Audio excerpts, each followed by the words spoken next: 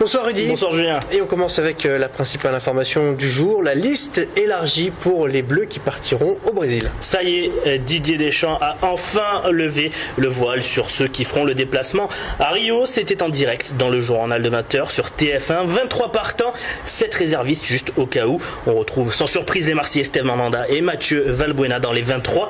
Le cadeau du chef, c'est la présence du Montpellierin sur le départ, certes. Rémi Cabella chez les réservistes, pas de Dimitri Payet, pas d'André Pierre Gignac, c'est bien dommage d'ailleurs, ni de Florian Thauvin, encore moins de Benjamin Stambouli. Et celui dont tout le monde parlait depuis quelques jours, c'était Samir Nasri.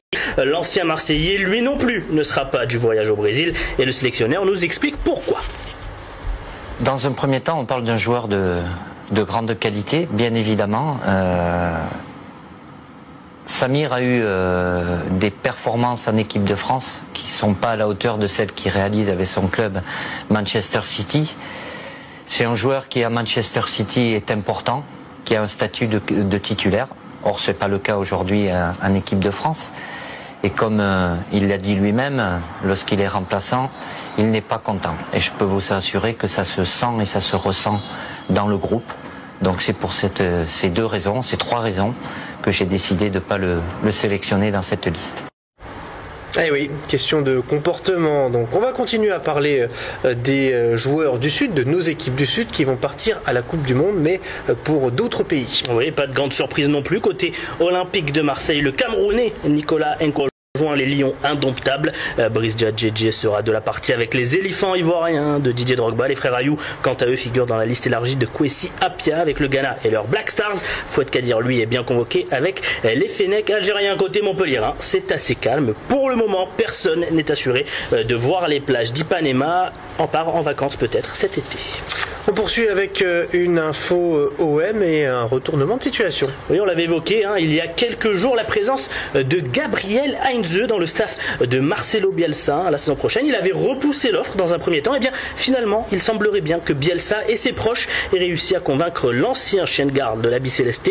Selon plusieurs médias argentins, Heinze aurait donné son accord et fera partie du staff concocté par Loco Bielsa la saison prochaine. Peut-être de quoi donner un peu de hargne aux défenseurs olympiens.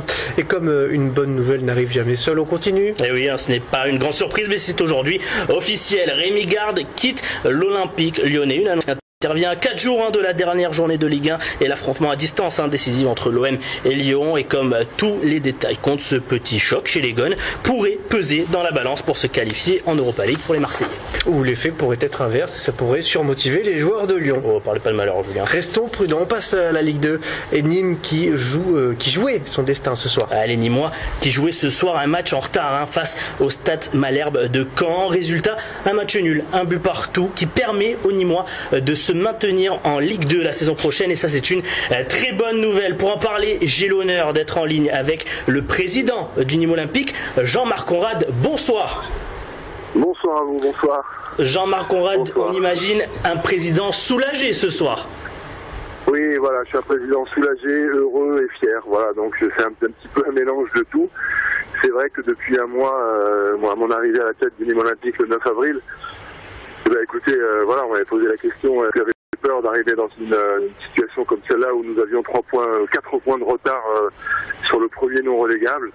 J'avais dit non, on n'a pas peur, on a pris cette situation, je la connaissais, voilà, je l'ai acceptée, c'était un challenge à Paris que j'avais fait, et voilà, il fallait beaucoup d'audace. Et écoutez, on n'en manque pas au Nîmes Olympique, et je suis fier de ce soir, je suis fier de mes joueurs, je suis fier de mon staff, je suis fier du public nîmois, et je suis fier d'être le président du Nîmes Olympique. Voilà. Et ce maintien vous permet d'envisager la saison prochaine plus sereinement, on l'imagine? Oui, bien évidemment, c'est un soulagement pour je pense tout le département quand on sait l'impact qu'a le Nîmes Olympique sur la vie sociétale. Mais on va préparer la saison prochaine, mais avant ça on a un match à Créteil que je souhaiterais qu'on gagne. Et si nous gagnons, ça veut dire qu'on terminerait sur une note positive. Ça voudrait dire que on est quasiment sur un parcours d'accédant à 2 points par match. Voilà, et c'est ça que j'envisage moi le football, et c'est comme ça que j'envisage la culture du Nîmes Olympique. Et en amont, Jean-Marc Conrad, René Marsiglia sera l'entraîneur du Nîmes Olympique la saison prochaine? Écoutez, sauf accident improbable et sauf retournement de situation improbable, j'avais dit que de toute façon, si on fait maintenir, il n'y a pas grand-chose qui bougerait. Voilà, donc maintenant on en parlera tranquillement avec le René. Merci. Vous le savez, il a 2 ans de contrat, donc voilà, le point de ce soir lui donne une année supplémentaire, donc il a 2 ans avec nous. Voilà, il faut analyser le travail qui a été fait. C'est un travail d'équipe, hein, bien évidemment. Il y a René, il y a le staff, il y a nous, la direction, le nouveau président, il y a le public, parce que moi je pense que l'opération 12e homme a joué un très très très grand rôle dans notre réussite. Elle a su nous porter. Oui, elle a su nous porter à des moments où nous étions très fébriles. Voilà, pour toutes les raisons que l'on a déjà évoquées. Et finalement, vous avez réussi à le faire. On est à court de temps, Jean-Marc Conrad. En tout cas, merci beaucoup pour cette réaction et vous féliciterez les joueurs et le staff de la part du JT Sport. Merci Jean-Marc Conrad.